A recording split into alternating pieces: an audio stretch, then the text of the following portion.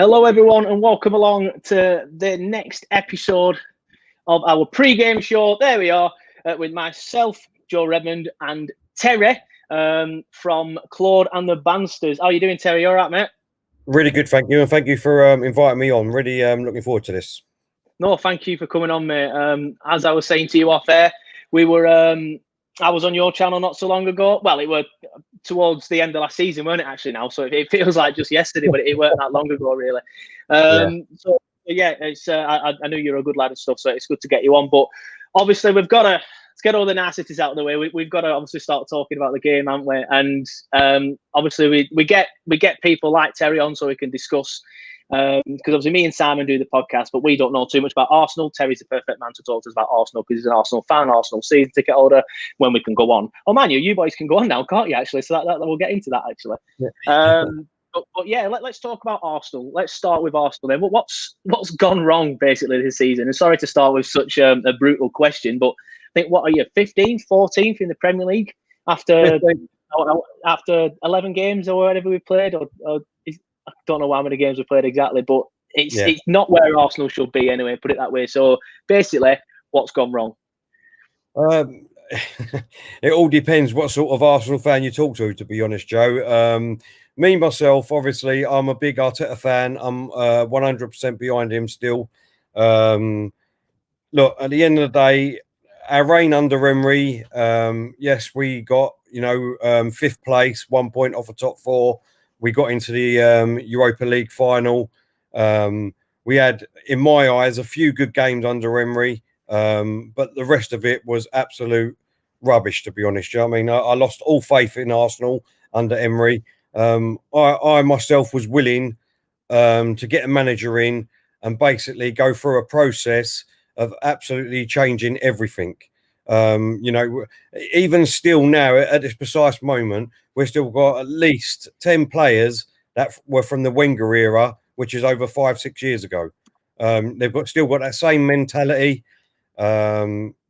which we need to get rid of. We just need to get rid of these. You know what I mean? And obviously, when Arteta he come in just before the January transfer window, and we didn't really buy anyone. But if you look what he done with that team at the time, which was going nowhere, he put a bit of faith into the players. And we actually went out and won 2 trophies, the FA Cup and the Charity Shield. I know the Charity Shield ain't a fantastic trophy, but at the end of the day, you can only win it if you win the FA Cup. So, Arteta come in his first 6 months. He got these players playing.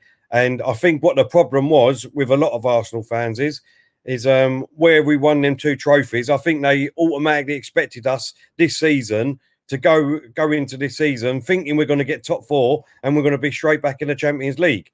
Even though we won the FA Cup and the Charity Shield, it was still only papering over cracks that is in this Arsenal, in the club at the moment, the managers and things like that. So, I was willing to get a manager in and give him at least 3 to 4 transfer windows. We need to get different players in.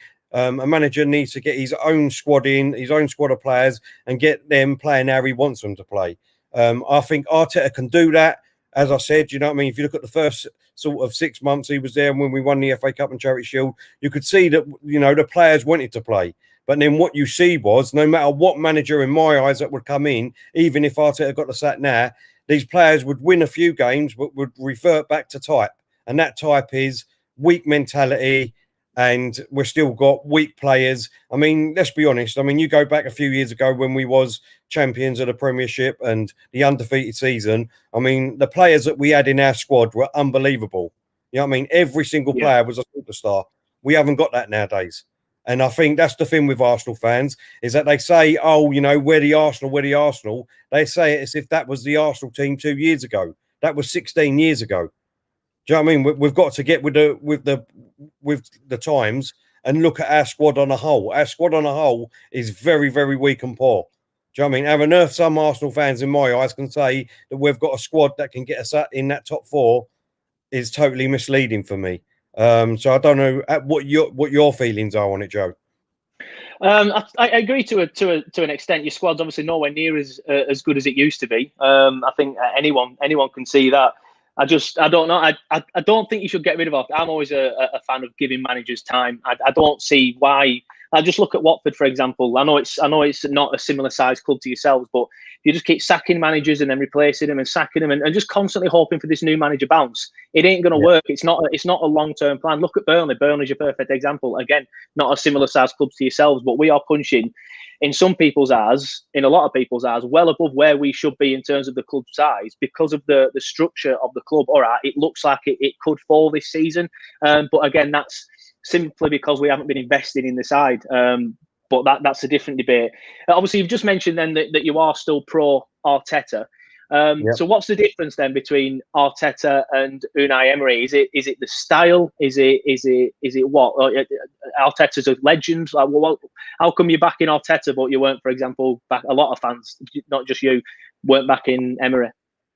The difference for me is it's a little bit different. The reason why I weren't back in Emery, like I say to a lot of Arsenal fans, is that what you see on TV, no disrespect to fans that sit there and watch it on TV, because obviously there's a lot of people that can't get there or in different countries or things like that. But what you see on TV is only what the cameras show you.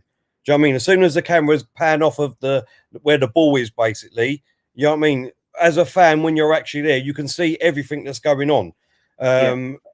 You know, one thing that I hated was Aubameyang. When I used to go and watch him every time, the amount of runs that he would try and do in a game, like you could, it'd probably be like 20 to 30 times. He would try and make them runs, but instead of our midfield looking forward and trying to pass it through for him to go through and score, we would go backwards. We'd literally go backwards every time, and you probably couldn't hear it on the TVs as much as you could at the stadiums. The booing, the amount of roaring that was going on in the stadium. The stadium was like 3/4 empty every single game. Do you know what I mean? Towards the end of his reign, it was ridiculous. I mean, he should have got sacked in my eyes after that European final game. We got completely embarrassed. I don't know why Arsenal fans keep going on about it. It's like it's a trophy because he got us there. You know, it's not a trophy. We got embarrassed. I mean, the thing was, I think, with a lot of Arsenal fans including myself a little bit, is that obviously we thought we had the manager that is that competition because he won it 3 times on trot with Seville. So, do you know what I mean? We thought it was already won. And if you actually go back and watch the game, at the beginning, I think we actually lost before a ball was kicked because he put the tactics and the formation he picked. You know what I mean? We went out not to lose and we got embarrassed by it. And then I kept saying to everyone, we need to sack him now. We need to sack him now. And obviously things progressed and we got progressively worse. And obviously I was glad that he got. But since that final, I was calling for Arteta. I wanted Arteta in.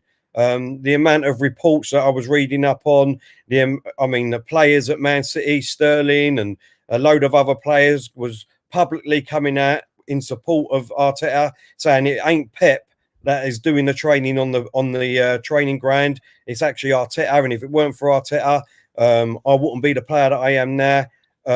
It's got nothing to do with, obviously, he used to be an Arsenal player for me, because obviously, I mean, he was an average player for Arsenal. He wasn't that fantastic, so it's got nothing to do that he was a legend. I can just see that if he can get the right players in, he will have this team play. He'd have like Arsenal playing more or less like Man City, but in his own style. But the thing is, at the moment, that's what I'm trying to say is that he's trying to make good with the players that we've got now, and these players can't do what he wants.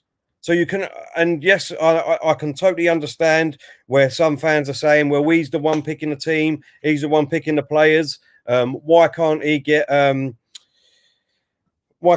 anything against him? Do you know what I mean? Why can't we say nothing against? Listen, you can say what you want against Arteta. The only thing for me is that these are still not his players.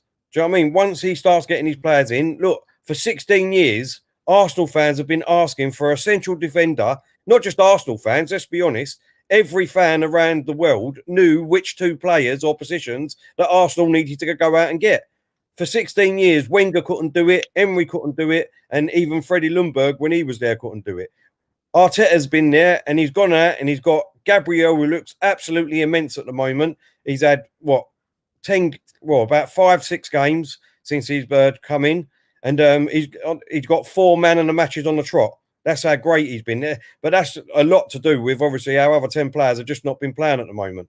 We've got Partey in who looks absolutely immense too, but he unfortunately he's got injured, so he's only had about 2 games, and they're the 2 players that we need. So hopefully, come in January, the board who's come out and said that they're going to back Arteta, will go out and get us another couple of players, and then in the summer, which I'm waiting for, we're going to have a lot of dead wood going. I mean, you're going to have Mustafi, Socrates, Xhaka, David Luiz, all these players, Özil, all their contracts are up.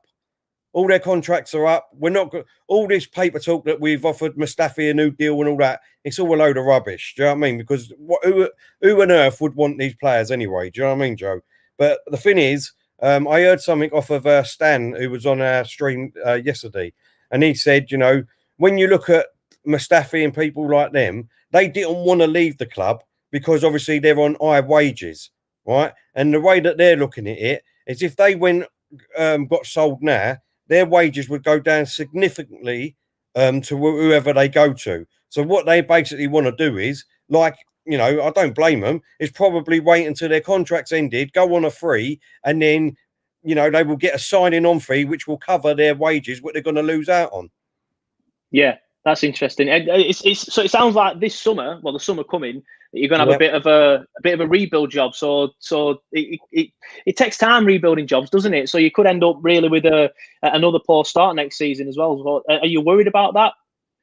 No. Listen, at the end of the day, like I said, for me personally, I've been saying it since the beginning of the season, Joe. You know what I mean? We need to get players in. He's got the 2 players in, as well as Mari, as well as Cedric, and obviously signing David Luiz. I didn't want David Luiz, don't get me wrong, do you know what I mean? But the thing is with Arsenal fans is we always compare ourselves with Chelsea and Man City. Chelsea and Man City own their own project on their own. You know what I mean? They've got chairmen that will go out and spend millions. Look, you'd have Arsenal fans that say that we spend millions, right? But Chelsea and Man City will go out and spend millions on 5 or 6 fantastic players in one season. Arsenal's never done that, or hardly any other clubs have done that. Do you know what I mean? Chelsea and Man City are their own project. And we won't sell. These players, Xhaka, Mustafi, they're on mega wages. Who on earth is going to want to come in and pay these people the wages that they're on? No one's going to do that, Joe. So as soon as we get rid of at least 5, 6, 7 of these players next summer, then we can get another 4 or 5 in, hopefully. That means he'd have 4 or 5 next summer, 2 in January, hopefully. And then obviously you've got the Partey and Gabriel. That's more or less a whole team. So that's what I keep saying. For me personally, I will give Arteta to this time next season because he should have a load of players in, and then we should be seeing next season what he's capable of doing. And then come 10, 11 games in, if we're still doing what we're doing now, then yeah, I totally get that Arteta can't be the man and we need to look elsewhere. Fair enough. Let's talk about one of the players that will, hopefully for you, still be at the Emirates next season and had a brilliant season last season, but is obviously not hitting the back of the net. Obviously, it's obvious I'm talking about Aubameyang. What's gone wrong with him? I know you mentioned earlier that you sometimes see in the stadium, if you're not there, that he's making these runs, he's busting the gut to get in these brilliant spaces, but the rest of the team basically aren't on his wavelength. Is that sort of what's happening this season then with Aubameyang? Is that why he's not scoring as many goals? I think, to be honest, Joe, me personally, I think what it is like I said just a minute ago, the whole team is not playing great on the whole. And at the moment, we're looking at Aubameyang like we did Özil a few years ago. Özil was probably our biggest player at the club. And when Arsenal weren't doing well, a lot of Arsenal fans were looking at Özil to be that marquee player to stand up and, get us out of the troubles. And unfortunately, one player can't do, unless you're someone like Messi or Ronaldo, them sort of, superstar players that can do that. Then, obviously you can hope for that. But Özil, I've always said, Özil, when you look at him in the German team, he was absolutely fantastic for a reason, because he had fantastic players around him that could, in all their positions.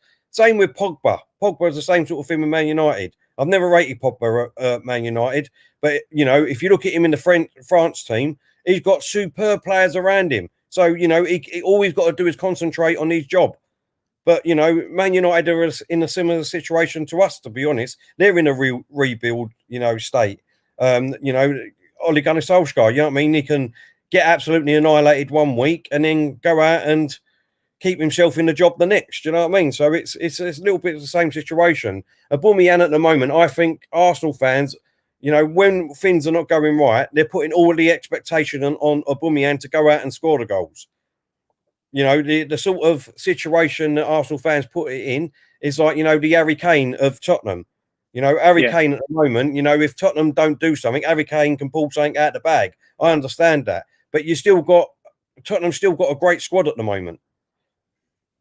They've got a great squad playing. So, and obviously with Jose Mourinho there at the moment, I'm not his biggest fan. Don't get me wrong. A lot of Arsenal fans would have wanted him at Arsenal. Me personally, I wouldn't have done. It's got nothing to do with what Mourinho and Wenger had their little bust up and all that rubbish. I'm just not a big fan of it. Look, his CV is absolutely amazing, out of this world. But like I keep saying, unless he does it with Tottenham, it doesn't matter what he's done with Chelsea and, Man United and wherever he's Real Madrid. It does not matter. As long as he does it for your club, that's perfect. We don't know what Tottenham's going to do at the moment this season. Don't get me wrong, they're looking really good. But, it's one of them things, Joe. Let's talk about today's game then. How do you see it sort of like panning out? Not necessarily predictions just yet. We'll get on to that. But in fact, I'll tell you what, I'll change the question a little bit. How do you sort of like perceive playing against Burnley then? Because as a Burnley fan, Arsenal's one of the teams that I can't stand playing against, because it's similar to the Man City way. Like, we know that Man City will absolutely just destroy us every single time. 5-0. I think we've lost 5-0 at the Emirates.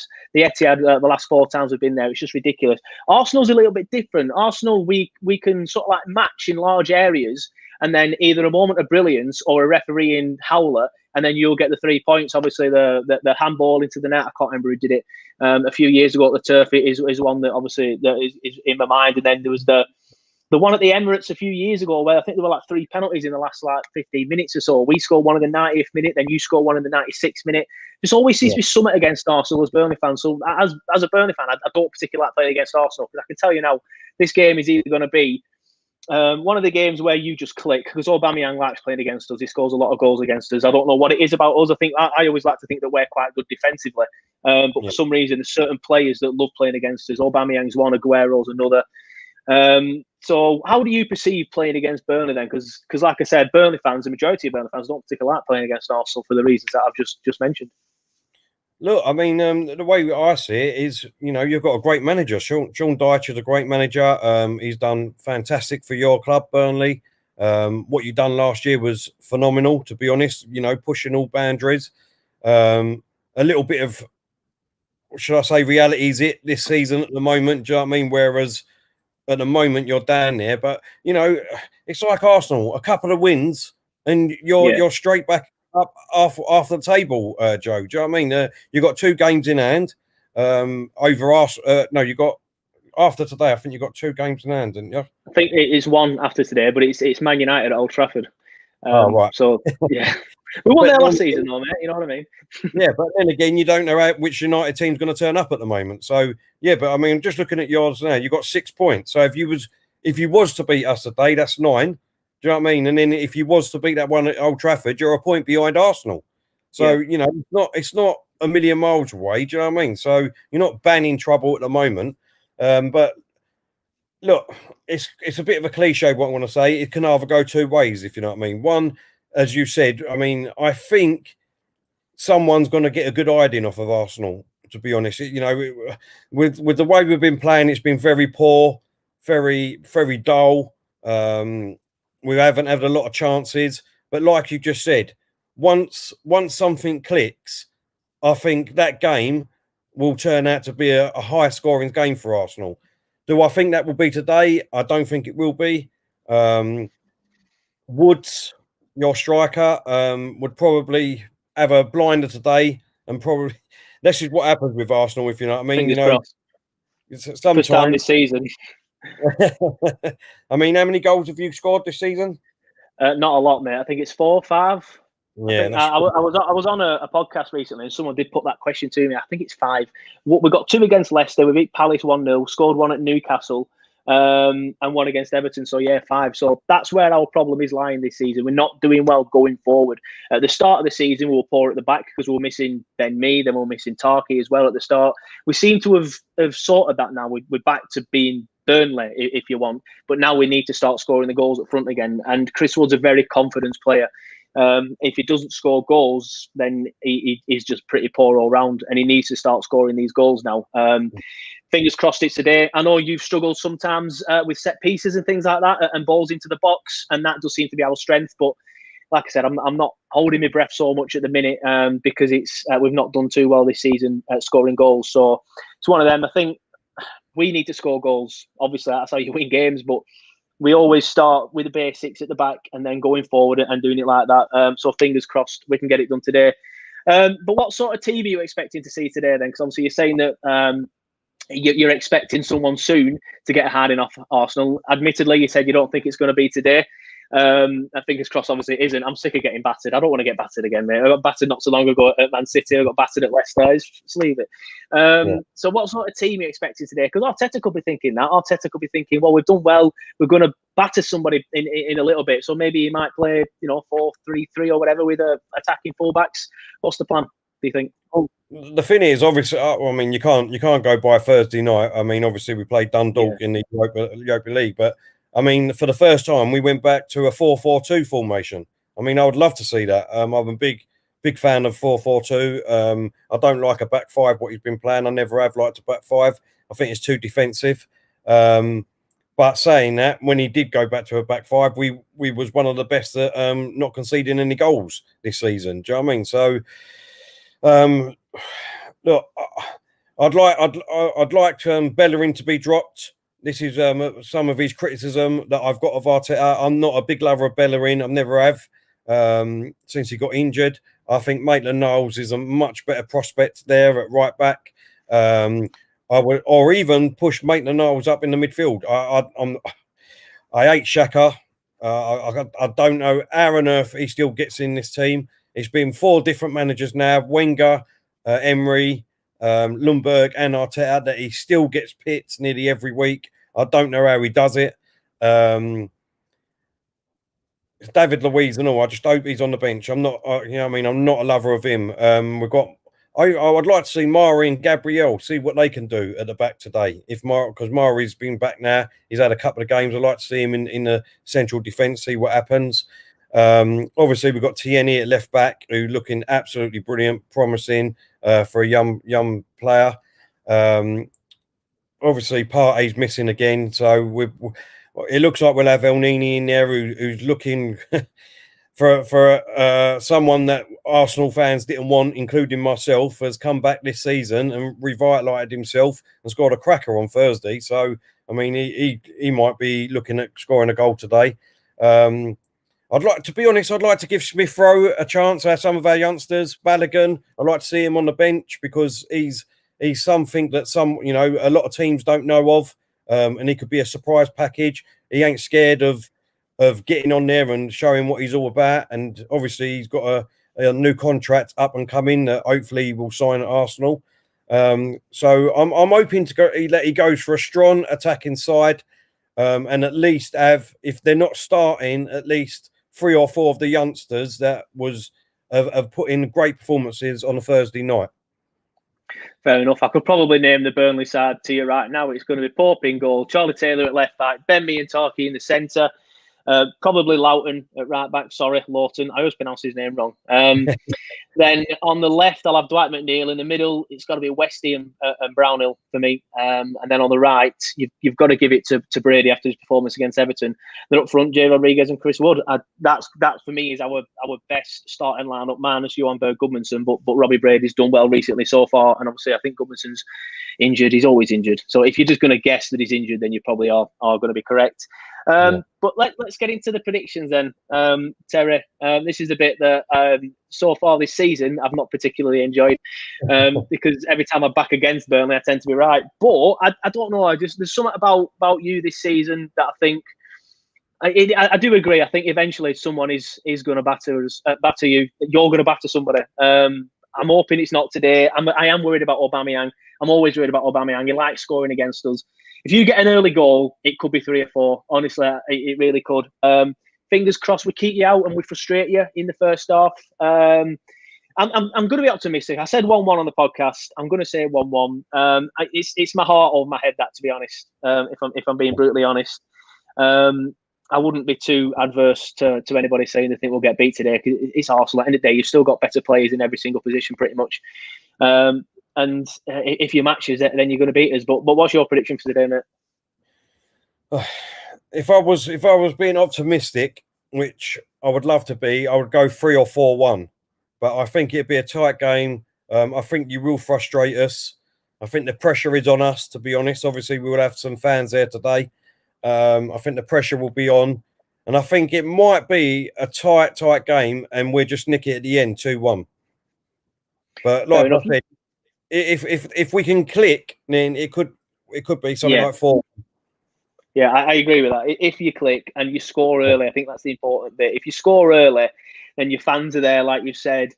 Everyone's going to get a bit of confidence, especially if Aubameyang scores, because everyone wants Aubameyang to score because he's had such a poor season to his standards. Which, by the way, I need to have a word with him about that if I ever see him, because he's in my dream team, and I'm one of them. I don't go back to my dream teams. I've never changed it since, and he's still my captain. But you can do them sort of dream teams where it's a draft. So you pick your players, and you can only one. That player can only be in one person's team in that league, if that makes sense. Yeah. And I picked Aubameyang because I got the first pick. I thought he had a storming season last season. He'll be absolutely class this season. He's Arsenal's main man, and he's done absolutely nothing. So I'm still fuming about that. So at least that'll be the silver lining to the cloud if Aubameyang bags today. But before I go, I were going to wrap it up then. But you have just mentioned about fans. So what's the feeling there? Are you going? Did you manage to get a ticket or? No, I didn't put my name down for the ballot. For me personally, it's 2,000 fans. I mean, look, I know there's a lot of people out there with mental health issues and want to get out and get back to football and things like that. But for me, it's not football as we know it. If you know what I mean, you get up, you ring your mates up, your friends up, who you go with. You know what I mean. It's about socialising as well as going to watch the football. Do you know what I mean? And look, watching it the other night on the Thursday night, and you got everyone with the masks on. They're, most of them are all separated from each other. You can see the stewards running down the bloody steps if you stood up to sort of celebrate the goal. One thing, it's just, to me, it's just not, it's just not what I'm about. Do you know what I mean? I'd rather see it at home, do a podcast, watch it with the people in the chat, and wait until it's back fully. Not only that, I mean, we're just coming up to Christmas.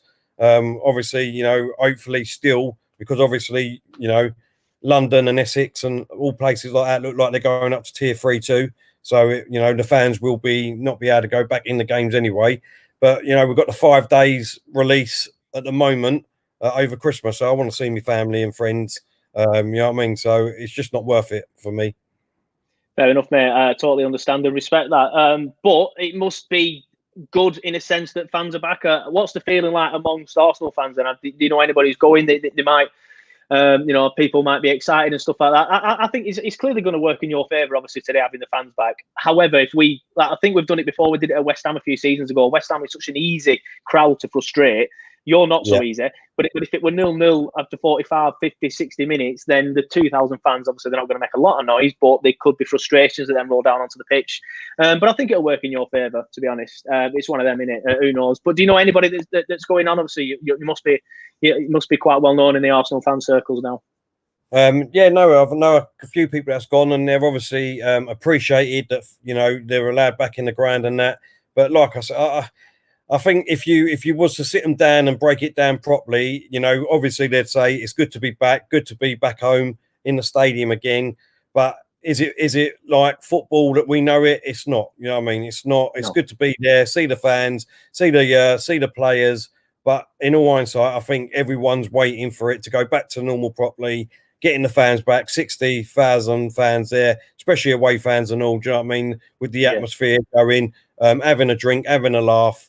And then, either celebrating or commiserating after the game properly. Do you know what I mean? I think that's what, if you were to sit people down and really break it down, I think that's what they would say, Joe. No, yeah, I totally agree. Sorry, go on. How is it, because obviously you ain't got fans in up where you are at the moment.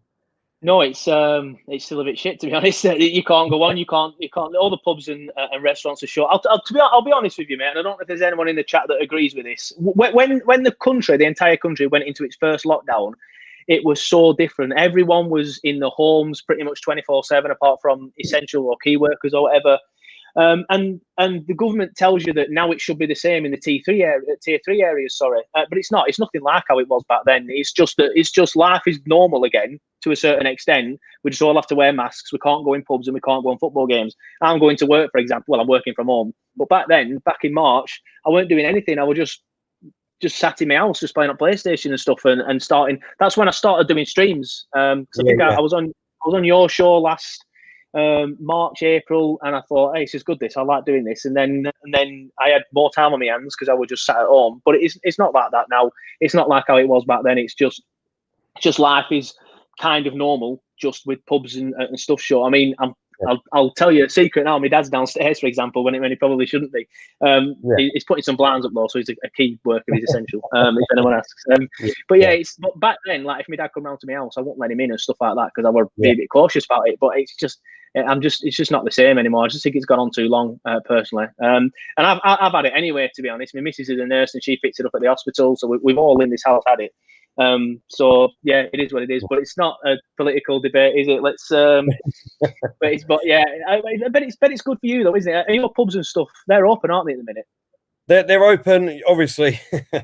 You're only allowed to have a drink with a substantial meal, apparently. Do you know what I mean? Like, so a pork pie or a Scotch egg, I think you can get away with with having a drink and that, but it's still not the same. Do you know what I mean? Obviously because we haven't been able to do that only since this the new tier system's come in, obviously the last couple of weeks. But it's my sister-in-law's birthday on Friday, and you know we've sort of booked a table in a restaurant for a few of us, but you still got to be split up on the table and that. It's just but we still don't know if that's going to go ahead because obviously come the 16th all the rules are going to change again, and like I just said, Essex and London look like they're going to go in tier 3, so looks like it's going to be cancelled again. So, you know, it's just one of them things. It is. I mean, but everyone's in the same boat, isn't we? So, you know, but then again, like you just said, I know a few people that work in the hospital and nurses and doctors and things like that. And, you know, of what they're saying, it's a really, really shit situation again. And it seems like it's even worse than the first time round. So, you know, and schools around in my area at the moment, you don't hear this on TV. Southampton have just gone 3-0 up, by the way. We needed that. Schools at the moment round in Kent, Essex, it's rife at the moment. It's like wildfire. So we even parents have to be tested now for secondary school kids.